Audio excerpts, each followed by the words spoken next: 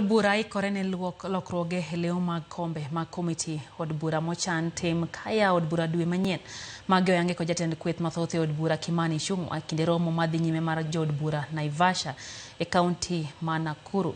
Lokruoge go nyalo weyo ka kweth jod bura masiro mane en jalup jatend piny Osiepe Gachagua wito thuolo margi koponi kweth ka kweth monywando mag Kenya Kwanza kod Azimio golo chung' margi ewi kaka gidwaro ni mondo pog lemo makamago.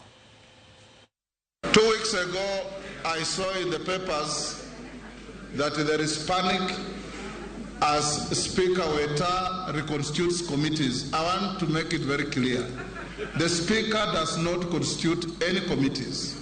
The Speaker has no role in the constitution of committees.